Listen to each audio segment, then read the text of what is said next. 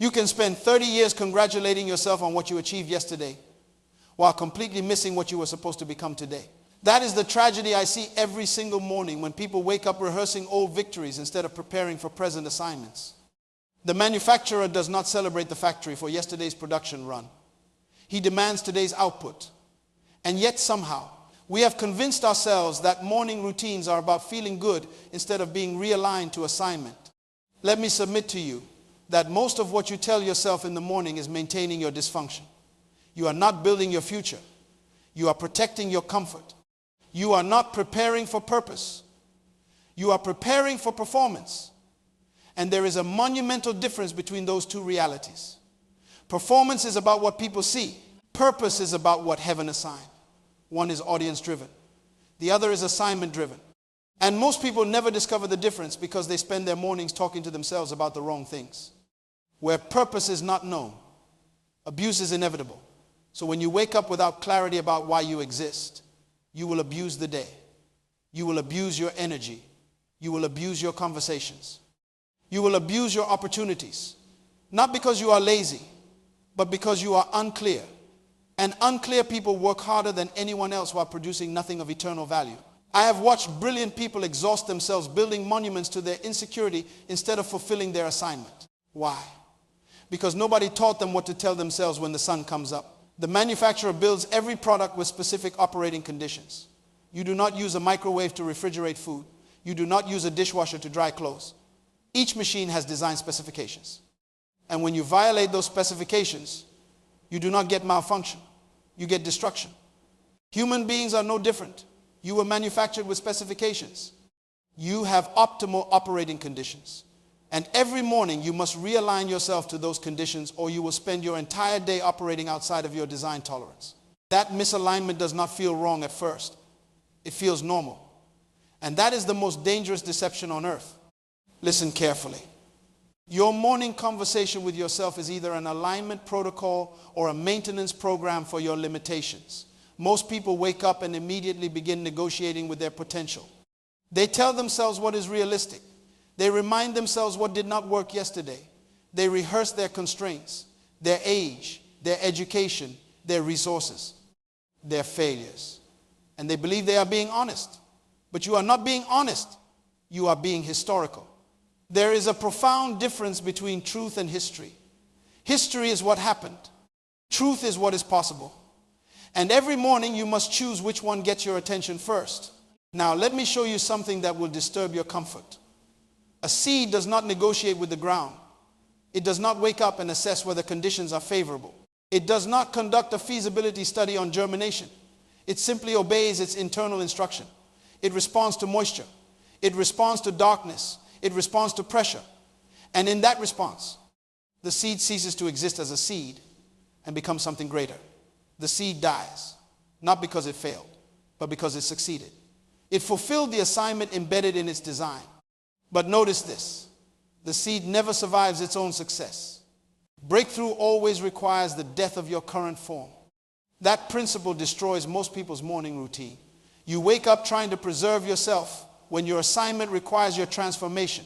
You are protecting the seed when the manufacturer designed you to become the tree. And so you tell yourself things that sound wise but are actually sabotaging your emergence. You say, I need to be realistic. When you were designed for the impossible, you say, I need to be balanced. When your assignment demands obsession, you say, I need to protect my peace. When your peace is only found in obedience to purpose. These are not wisdom statements. These are preservation statements. And you cannot preserve yourself into purpose. Let me submit to you that the first thing you must tell yourself every morning is not, I can do this, but I was sent here. There is a staggering difference between those two declarations. I can do this is about your ability. I was sent here is about your assignment. One is confidence. The other is certainty. Confidence can be destroyed by circumstances. Certainty cannot be touched by conditions because it is rooted in origin rather than environment. When you know you were sent, opposition becomes confirmation rather than contradiction. Resistance proves you are in the right place, not the wrong one. The second thing you must declare is not I am enough, but I am equipped. Stop trying to be enough. You are not enough. You were never designed to be enough. You were designed to be equipped. The manufacturer does not create a self-sufficient machine. He creates a machine that requires connection to power. Your insufficiency is not your flaw. It is your design. It forces you to remain connected to source. The moment you believe you are enough, you disconnect from supply. And disconnected equipment does not malfunction slowly. It stops immediately. So every morning you must declare, I am equipped, not I am sufficient. Because equipment acknowledges dependency, and dependency is the pathway to unlimited supply. Here is the third declaration, and it will cost you your emotional comfort. My feelings are irrelevant to my assignment. Most people make their feelings the headquarters of their decision-making process. If I feel like it, I will do it. If I do not feel like it, I will delay it. But the manufacturer does not consult the machine about its feelings toward production. He consults the design specifications. Your feelings are real, but they are not authoritative. They are indicators, not instructors. They reveal your current state. They do not determine your next action. Champions do not feel like training at 5 in the morning. They train anyway. Surgeons do not feel like operating for 12 hours. They operate anyway. Why? Because assignment overrides emotion. And every morning you must establish that hierarchy or your feelings will hijack your day. Let me take you deeper. The fourth thing you must tell yourself is, I have an expiration date, and I do not know when it is. Most people live like they have unlimited time. They plan to get serious later. They postpone their purpose until conditions improve. They wait for perfect alignment before they move. But time is not waiting for your readiness. Time is spending you, whether you are spending it intentionally or not. Every morning you wake up, you have less time than you had yesterday. And the tragedy is not that time is passing. The tragedy is that most people are letting time pass without making it count for their assignment. You do not need motivation, you need revelation. You need to see that your time is not infinite, and your assignment does not wait for your convenience. Where purpose is not known, abuse is inevitable. So the fifth declaration every morning must be, I refuse to be a copy. I was born an original. The greatest tragedy in the graveyard is not what people took with them. It is what they left behind because they spent their lives imitating someone else. You were not mass-produced. You were custom designed. There's no other human being on this planet with your exact combination of gifting, experience, burden, and assignment. But most people spend their mornings trying to be like someone else. They look at other people's success and try to reverse engineer it. They copy strategies without understanding the purpose behind those strategies. And they wonder why nothing works. Nothing works because you are using someone else's blueprint on your life. You cannot operate machinery with the wrong manual. Let me give you a teaching story that will expose this. There was a farmer who discovered his prized bull had died. He needed a new bull immediately for breeding season. So he went to his neighbor and borrowed a bull that had produced champion calves. He put the borrowed bull in his field, provided the same feed, the same water, the same shelter, but the borrowed bull would not breed. It would not eat properly. It became aggressive and unpredictable. After 2 months of frustration, the farmer returned the bull and bought his own. The new bull, though less prestigious, thrived immediately. Why? Because the borrowed bull was not designed for that environment. It belonged in its original context. Most people are living borrowed lives. They are trying to succeed in someone else's assignment, and they wonder why everything feels like resistance. It is resistance because you are operating outside of your original jurisdiction. The sixth thing you must declare is, my past is information, not identity. You are not what happened to you. You are not your failures. You are not your tragedies. You are not your mistakes. Those things happen, but they do not define the boundaries of your future. The manufacturer does not recall a machine because it was stored incorrectly before delivery. He evaluates the machine based on its design specifications, not its shipping history. But most people wake up every morning and rehearse their past like it is their prophecy. They tell themselves stories about why they cannot, based on evidence from yesterday. And they believe they are being realistic. You are not being realistic. You are being historical. And history is not your instructor unless you allow it to be. Now, I need you to hear this carefully because it will interrupt your entire system. The seventh declaration is, I do not need permission. I need obedience. Most people are waiting for someone to authorize their purpose. They are waiting for a title, a position, a platform, recognition, validation. But assignment does not require external authorization. It requires internal obedience. You do not need someone to give you permission to fulfill what the manufacturer already placed inside you. You need to give yourself permission to stop waiting. Joseph did not need Pharaoh's permission to be a dreamer. He needed Pharaoh's prison to prepare him for Pharaoh's palace. David did not need Saul's permission to be king. He needed Saul's resistance to develop the character required for the throne. Your waiting period is not punishment. It is preparation. But preparation without activation is procrastination. Let me show you the anatomy of wasted potential. A factory receives an order for 10,000 units. The machinery is state of the art. The raw materials are premium quality. The workers are highly trained.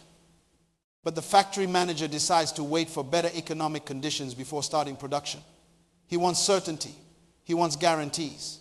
He wants perfect market alignment. So the machines sit idle. The materials expire. The workers become demoralized. And when conditions finally improve, the opportunity has moved to a competitor who started production despite uncertainty. The waiting did not protect the factory. It bankrupted it. Most people are that factory manager. They have everything they need to produce, but they are waiting for conditions that will never come. Perfect conditions do not precede great production. They follow it. Here is the 8th declaration, and it carries massive authority. I am responsible for what I was given, not for what I was denied. Stop measuring your life by what you do not have. Stop comparing your resources to someone else's advantages. You were not given their assignment, so you do not need their equipment. A surgeon does not complain that he was not given construction tools. He uses surgical instruments because his assignment is surgery, not construction. Your resources match your assignment, not your ambition. When you are jealous of someone else's provision, you are rejecting your own purpose. You want their tools because you want their glory. But glory is not transferable. It is assigned. And every morning you must declare, I am responsible for what I have. And what I have is precisely what I need for what I was sent to do. Now let me take you to the 9th declaration, because this one activates everything else. I will not arrive at my death with my potential intact. The wealthiest place on earth is not the diamond mines. It is not the oil fields. It is not the gold reserves. The wealthiest place on earth is the graveyard. Why? Because in the graveyard you will find books that were never written, businesses that were never started, inventions that were never created, songs that were never sung, solutions that were never implemented, relationships that were never healed, generations that were never impacted. All of that wealth is buried in the graveyard, not because people did not have potential, but because they did not release it. They protected it. They preserved it. They waited for perfect conditions, and they died with everything still inside them. Let me submit to you that you do not take anything with you when you die. You cannot take your money. You cannot take your property. You cannot take your achievements. You cannot take your reputation. The only thing that matters when you close your eyes for the last time is whether you emptied yourself of what the manufacturer placed inside you. Did you give the world what you were sent to deliver? Or did you protect it, refine it, perfect it, and bury it? Every morning you must wake up with the declaration, I will not take my gift to the grave. I will die empty. That is not morbid. That is intentional. That is not depressing. That is liberating. Because when you accept that, your time is limited. You stop treating your days like they are unlimited. The 10th thing you must tell yourself is even more precise. My comfort is not my priority. My assignment is. The manufacturer does not design machinery for comfort. He designs it for function. A race car is not comfortable. A fighter jet is not comfortable. A surgical robot is not comfortable. They are effective. Comfort is what you add after you have fulfilled function. But most people reverse that order. They pursue comfort first, and they wonder why they never feel fulfilled. You will never feel fulfilled while pursuing comfort, because fulfillment does not come from ease. It comes from obedience. It comes from doing what you were designed to do, regardless of how it feels. And every morning you must choose function over comfort, or you will spend your entire life being comfortable and unfulfilled. Here is the 11th declaration, and it deals with value. I measure success by assignment completion, not by applause accumulation. The crowd will cheer for you when you perform. They will ignore you when you prepare. They will criticize you when you transform, because the crowd is not invested in your purpose. They are entertained by your presentation. If you live for applause, You will die from criticism. But if you live for assignment, applause and criticism become equally irrelevant. They are both just noise. And noise does not determine direction. The manufacturer does not evaluate a machine by how much attention it receives.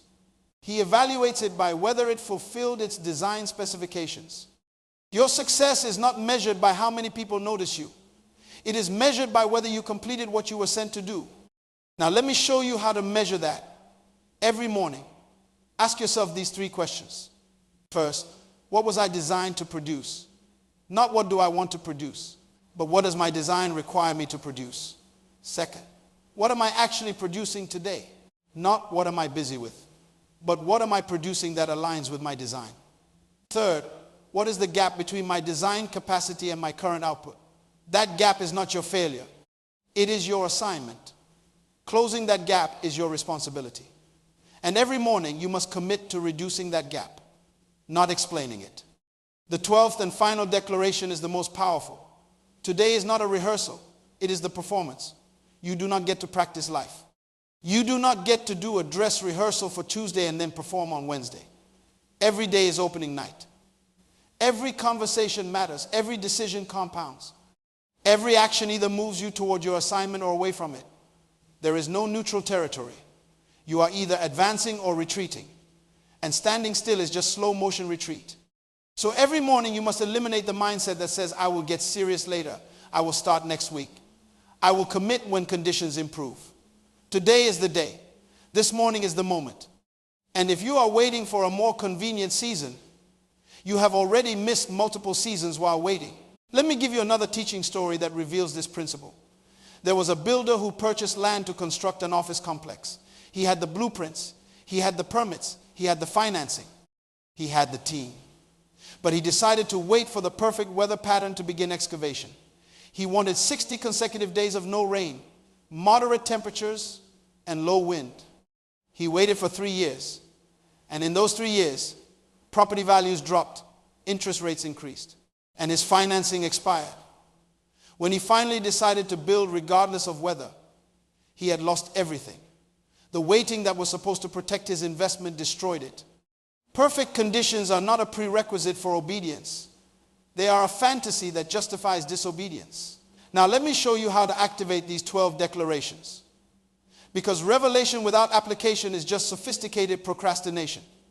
Every morning before you touch your phone, before you read the news, before you check messages, you must speak these declarations out loud, not in your head, out loud. Why? Because sound creates atmosphere. Words reshape environment. When you speak, you hear yourself. And hearing reinforces belief. Silent agreement is weak. Verbal declaration is powerful. The manufacturer did not think creation into existence. He spoke it. Sound precedes manifestation. So you must speak your alignment before you enter your day. Here is the activation sequence. Stand up when you speak these declarations. Do not lie in bed. Do not sit casually. Stand. Why? Because posture affects psychology. Your body language communicates authority to your mind. When you stand, you signal readiness. When you lie down, you signal rest. And you cannot activate purpose from a rest position. You must assume a ready position. Military personnel do not receive orders while lying down. Athletes do not receive strategy while sitting. And you cannot receive daily instruction while you are still in sleep mode. Stand up and speak these 12 declarations in order, slowly, with intention.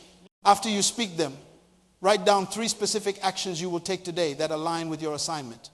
Not 3 things you will think about, not 3 goals for someday, but 3 specific actions you will execute today. And I do not care how small they seem. Small daily obedience compounds into massive lifetime results. Large occasional efforts produce nothing but exhaustion and guilt. You do not need a revolutionary day. You need a consistent day. Consistency is the compound interest of purpose. It does not look impressive, but it is unstoppable. Now, here is where most people fail. They do this for 3 days, feel inspired, and then return to their old pattern. Listen carefully. Inspiration is not transformation. Inspiration is the spark. Transformation is the sustained fire. You do not need to feel inspired every morning. You need to be disciplined every morning.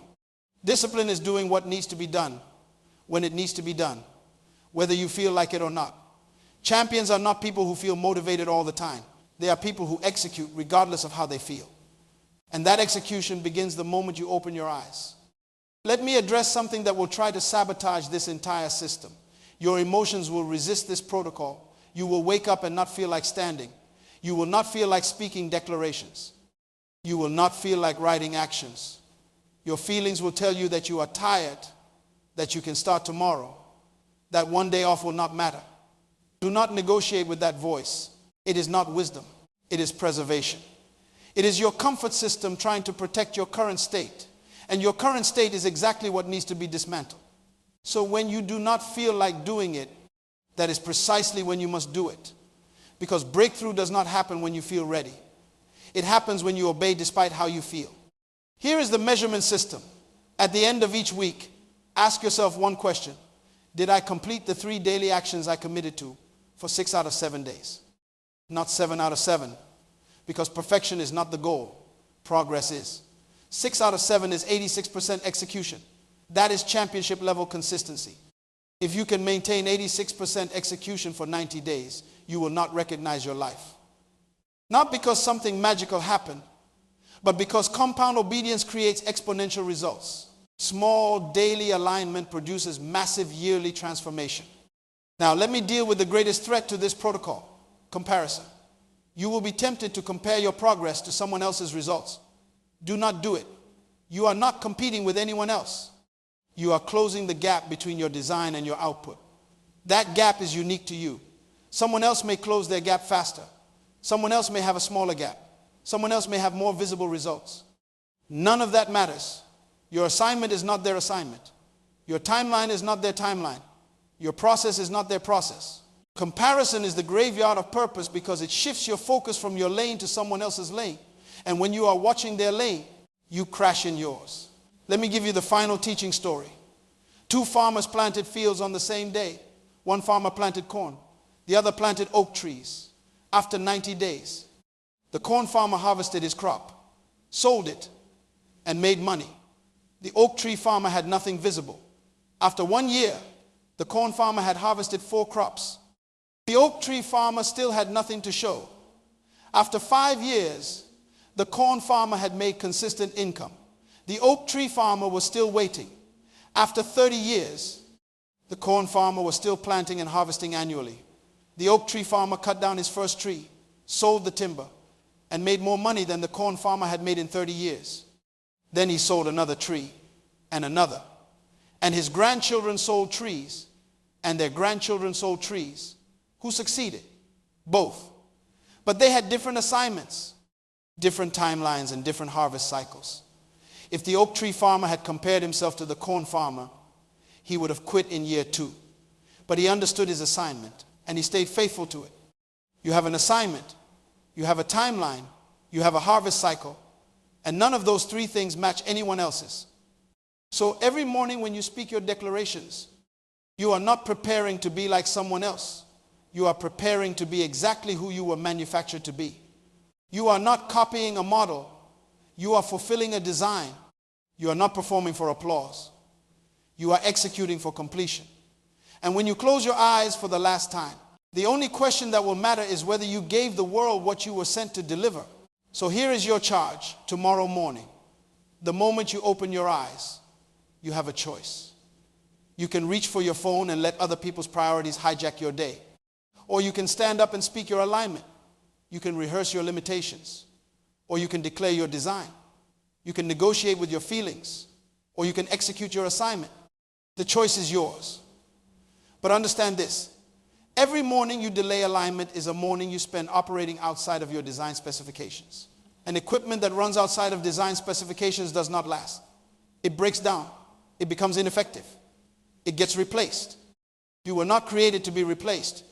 You were created to be irreplaceable. But irreplaceability is not about talent. It is about faithfulness to assignment. It is about waking up every single day and closing the gap between who you are and who you were designed to be. It is about refusing to let comfort, comparison, criticism, or conditions determine whether you obey. And it starts tomorrow morning, not next week, not next month, not when you feel ready. Tomorrow morning, When you open your eyes, you must make a decision that every champion has had to make. I will obey my design regardless of my feelings. Let me leave you with this final reality. The manufacturer does not negotiate with the machine about its function. He assigns function, and the machine either fulfills it or becomes obsolete. You are not here to debate your purpose. You are here to discover it and deliver it, and discovery begins with daily alignment. Every morning you wake up, you are either aligning to design or drifting into dysfunction. There is no middle ground. So speak your declarations. Execute your actions. Measure your progress and refuse to die with your gift intact. The world is not waiting for a perfect you. It is waiting for an obedient you. And obedience begins tomorrow morning. Die empty. Be original. The time is now. And what you tell yourself when the sun comes up will determine whether you complete your assignment or abandon it. Choose alignment. Speak your design. Execute your instruction. And refuse to negotiate with the voice that says tomorrow. Because tomorrow is a day that never comes. Today is the only day you have guarantee. Use it with the urgency of someone who knows their time is limited. Because it is. And the manufacturer is not measuring how long you lived. He is measuring whether you delivered what you were sent to produce. Now go fulfill your assignment.